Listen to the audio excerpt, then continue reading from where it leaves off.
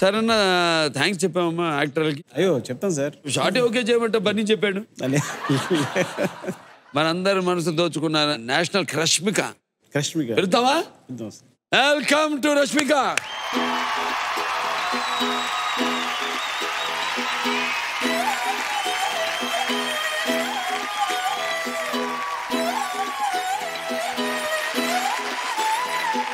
చెలుబెల్లి బేలూర బల్లె బాలే మనసల్లి మైసూర మల్లె ನುಡಿಯಲ್ಲಿ ಕಸ್ತೂರಿ ನಡಿಯಲ್ಲಿ ಕಾವೇರಿ ಶೋಭನಗಲ್ಲಿ ಮಡಿಕೇರಿ ನಾಟ್ಯದಲ್ಲಿ ಮಯೂರಿ ಗುಡಿಗಿನ ಬೆಡಗಿ ಕರ್ನಾಟಕದ ಕುಡಿ.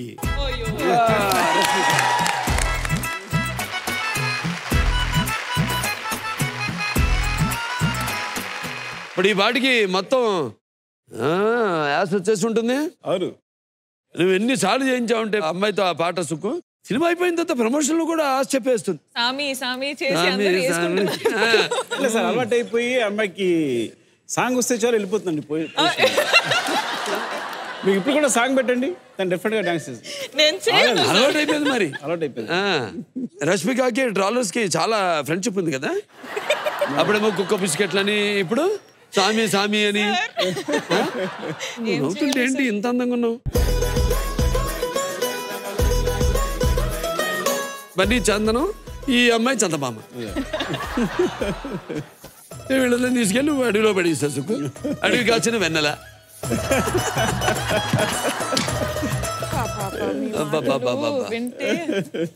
ఇప్పుడు ఏమమ్మా, ఇప్పుడు వేస్తావా? ఓపిక ఉందా చెప్పేయడానికి? పెడితే చాలు. కాదు, నీ పక్కన నేను ఉంటాను, నువ్వు వెయ్యి.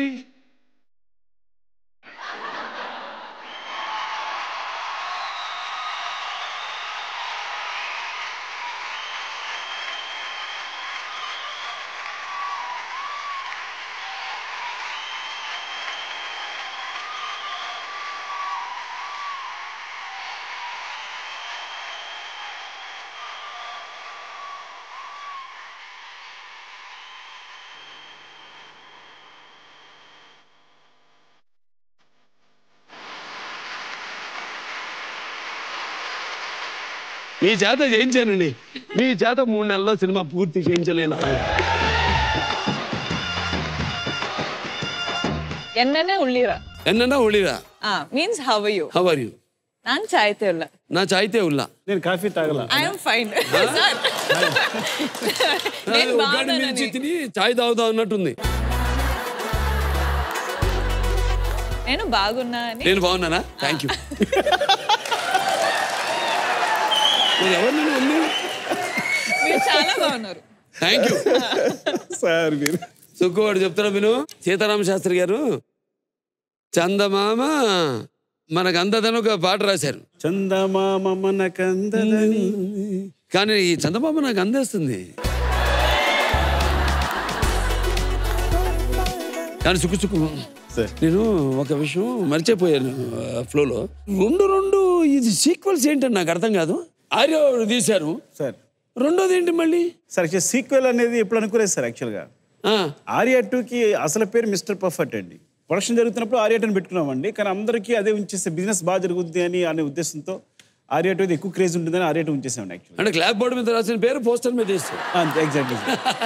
ఈ పుష్ప ఏమైందంటే అండి, సినిమా చేసినప్పుడు అర్థమైందండి ఇది ఎక్కువ కథ ఉంది, ఇది 2 parts గా చెప్తే కానీ పూర్తిగా చెప్పలేమని. అందుకని 2 parts చేసాం సార్. కానీ సుక్కు ఒక విషయం చెప్పాలి ఓపెన్ గా. నాకు ఒక పక్క బ్రెయిన్, ఒక పక్క బ్యూటీ అన్నారు కళ్ళ ముందు. నువ్వేమో బ్రెయిన్, ఆవిడేమో బ్యూటీ. బా బ్యూటీ కంఫర్టబుల్ నాకు బ్రెయిన్ కంటే. సరే రష్మిక, ఇవాళ సినిమా ఏదో బ్లాక్ బస్టర్ అయింది, వెరీ గుడ్. జనం నేను శ్రీవల్లి నేను నెత్తిని పెట్టుకుంటున్నాను.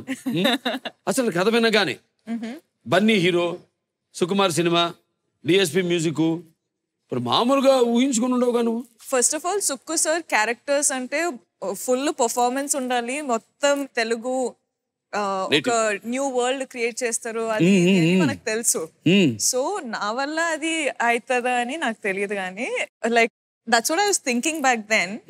దాని తర్వాత when you know when I got to know Pushpa ఒక సినిమా వచ్చి ఒక న్యూ వరల్డ్ క్రియేట్ చేస్తున్నారు.